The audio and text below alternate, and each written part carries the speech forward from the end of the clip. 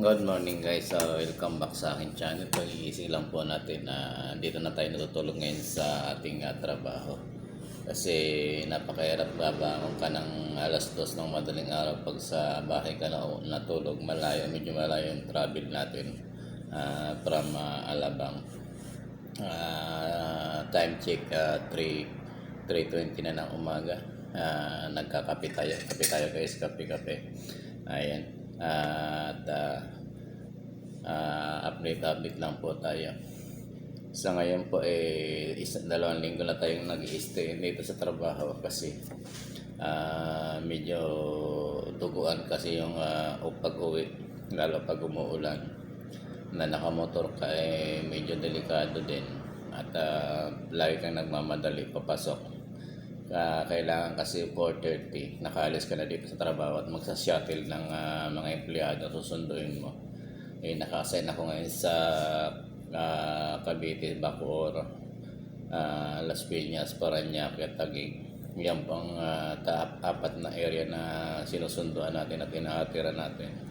Sa umaga, kailangan natin umalis ng 4:30 ng umaga. Kung sa bahay pa tayo uuwi pa tayo everyday. Kailangan na alas 2 gising ka na, magsasaing ka ng baon at siyempre maliligo, maghahanda. Kailangan mga 3 o'clock or 3:15 nakaalis ka na ng bahay kasi pag medyo tinanghali ka, halimbawa umalis sa bahay ng mga alas before 4 o'clock, larating ka dito sigurado mga 5 o'clock na. Medyo malilate ka ng sundo. Kaya sa ngayon napaka-traffic pa naman dito sa Pilipinas. Lalo na magdi-December. Kaya ang nag-decide tayo na mag-stay na lang dito sa trabaho kasi unang-una mas komportable, mas maaga tayong magigising. Dito naman may pwede ka naman magluto dito ng pagkain. Yung ulam nga lang magbabaon tayo araw ng para sa isang linggo. Ganyan talaga ang buhay, tsaga-tsaga lang para makapagtapos lang yung ating bunso sa pag-aaral. At kailangan pagtsagaan natin. Kailangan makatapos lang yung anak natin sa pag-aaral. Ayan. Shout out po nga pala sa ating mga kaibigang OFW at sa lahat po ng ating mga subscriber. Mega love shout out po sa inyong lahat. Siya nga pala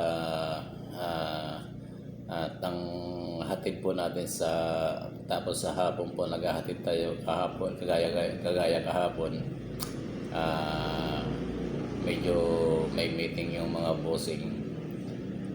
Yung isa po sa mga sakay ko medyo bossing po may meeting po sila.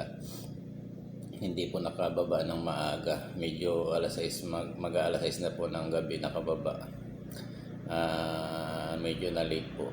Buti na lang yung taga Cavite hindi na nagpahatid ng Cavite. Bumaba na rin sa Parañaque pero late pa rin tayo nakabalik. Almost 7:30 na ng gabi. Talagang ganyan buhay driver at tsaga-tsaga na lang. Ayan. Alright. At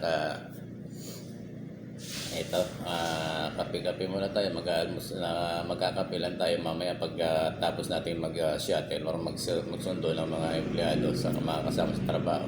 Saka pala tayo mag-almusal kasi mamaya baka may biyahe tayo ng Diliman sa may Quezon City. At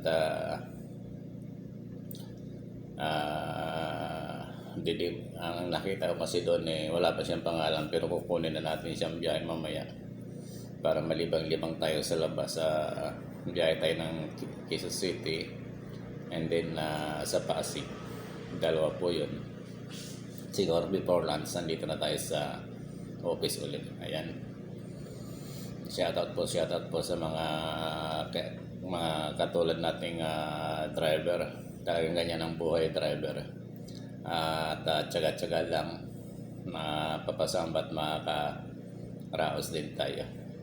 Maraming salamat po nga pala doon sa mga kaibigan natin sa YouTube, yung mga patuloy na naniniwala sa ating kakayahan at patuloy na nanonood ng ating mga video.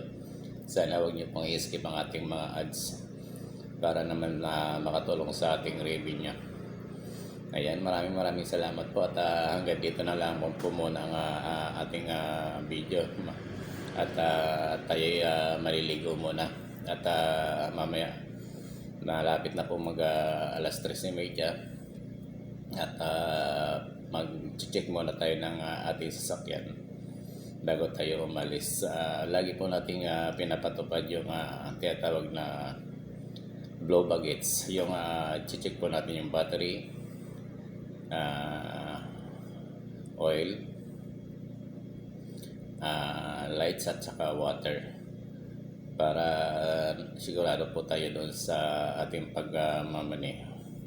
Ayan, hanggang dito na lang po muna at maraming salamat po sa patuloy na nanonood ng ating mga video. Thank you po. At lagi po tayo mag-iingat sa lahat ng oras. Ayan. Salamat po sa mga OFW, sa mga kaibigan natin sa YouTube. Thank you po. God bless po sa inyong lahat at pagpalain tayong lahat ng Panginoon. Bye-bye.